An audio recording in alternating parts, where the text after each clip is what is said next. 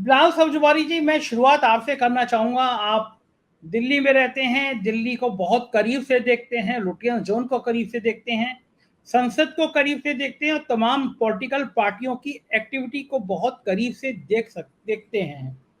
राहुल गांधी के तरकश में कौन से तीर हैं जिसको कांग्रेस चलाएगी तो शायद भारतीय जनता पार्टी के सामने परेशानी पैदा हो सकती है, हमारे प्रधानमंत्री के सामने परेशानी पैदा हो सकती है? कौन कौन से तरकश में तीर हैं जो राहुल गांधी अभी निकाल सकते हैं?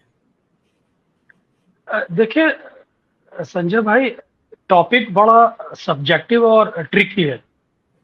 दरअसल आपने राहुल गांधी के तरकश के तीरों की बात करी, तो यकीनन ये एक एक जो बैटल है लोकसभा चुनाव की और उससे पहले जो कुछ राज्यों के चुनाव हैं, इसमें सबसे महत्वपूर्ण जो चीज मैं महसूस कर पा रहा हूं वो दो चीजें जो मेरे को लगता है, एक तो परसेप्शन और दूसरा स्ट्रैटेजी।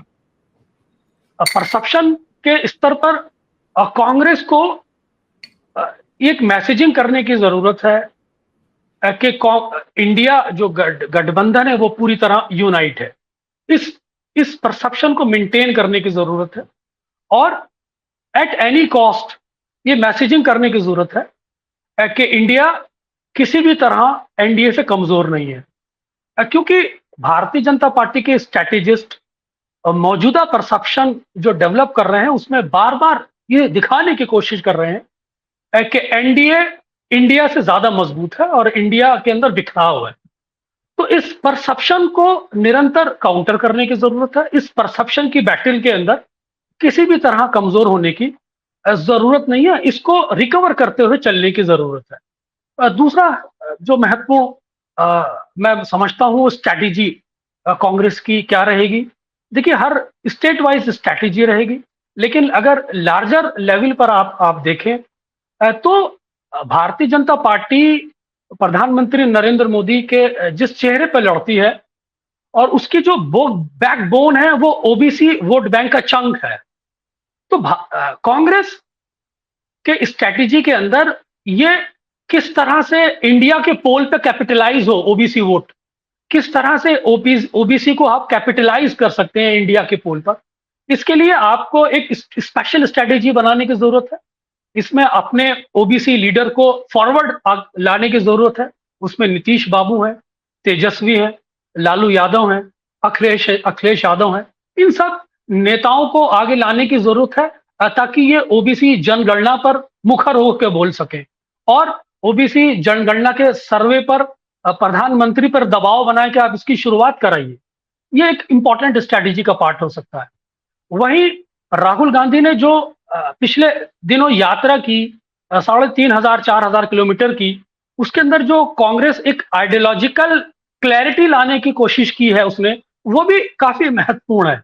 राहुल गांधी का जो यात्रा का दूसरा पड़ाव है वो अगर होता है तो वो जो आगामी राज्यों के चुनाव है उससे होके गुजरेगा। उसके अंदर आइडियोलॉजिकल क्लैरिटी काफी महसूस होगी और राहुल गांधी का एक कद भारतीय राजनीति में उभर कर आएगा जो वाइस वर्सा मोदी के पैरेलल और काउंटर करने में मददगार होगा।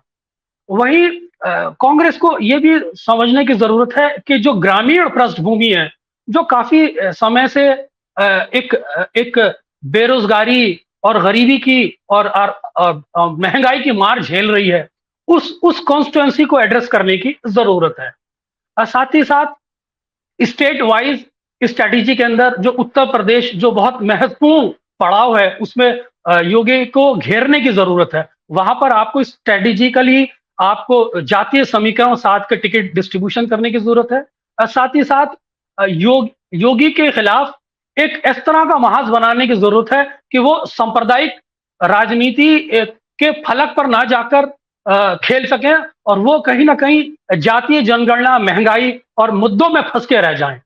साथ ही साथ हमें यह भी देखना पड़ेगा कि लार्जर लेवल पर कांग्रेस जो भारतीय जनता पार्टी बार बार एक ग्रोथ का गारंटी दे रही है कि हमने 5वीं अर्थव्यवस्था बना के खड़ा कर दिया है, तो वो जो ग्रोथ रेट है वो किस तरह से आम जनों को प्रभावित करती है, इसके अंदर डिफरेंस महसूस कराने की जरूरत है कि भाई ग्रोथ रेट तो आपने खड़ा कर दिया इतना, लेकिन देश के अंदर जो बेरोजगारी खड़ी है, देश के अंदर जो महंगाई खड़ी है, इस स्ट्रेटेजी को ओपन करने की जरूरत है।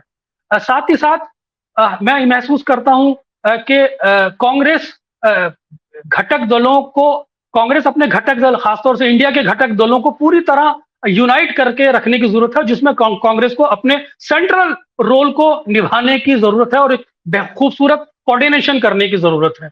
साथ ही साथ भारतीय जनता पार्टी के जो मुख्य चेहरे मोदी जिस पर चुनाव लड़ने जाएंगे, उस पर कांग्रेस अपने स्पेशल जो एक्सपीरियंस्ड लीडर्स हैं, खासतौर से मुख्यमंत्री कैडर के लीडर हैं, उनसे अटैक उन पर कराए तो ज्यादा बेहतर है। ऐसे समय में शरद पवार के जो एक्सपीरियंस है एक स्ट्रेटेजिकल प्लानर के रूप में, उसको यूटिलाइज करने की जरूरत है।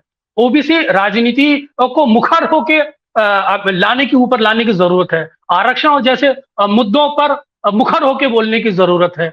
और जिस तरह से पसमानदा समाज की राजनीति भारतीय जनता पार्टी कर रही है, वो चाहती है कि माइनॉरिटी कलेक्टिवली वोट ना करे, तो उनके अंदर इस समय एक राष्ट्रीय स्तर पे चेतना लाने की जरूरत है कि सरकार को हटाने के लिए अल्पसंख्यकों को एक राष्ट्रीय स्तर की भूमिका में वोट करने की जरूरत है, ताकि वो क्षेत्रीय दलों में न बटे। साथ ही साथ जो जिस तरह से जो गरीब समाज है, मध्यवर्गीय समाज है, उस कॉन्स्टिट्यूंसी को भी एड्रेस करने की जरूरत है। और सभी विषय पर खास तौर से प्रधानमंत्री मोदी को हेड ऑन लेने की जरूरत है, ताकि किसी तरह भी वो परसेप्शन में 21 ना नजर आए। संजय जी। बिल्कुल बिल्कुल ठीक बात है, और आपने बहुत विस्तार से बता दिए कि क्या क्या कमियां हैं और कहां का अटैक हो सकता है।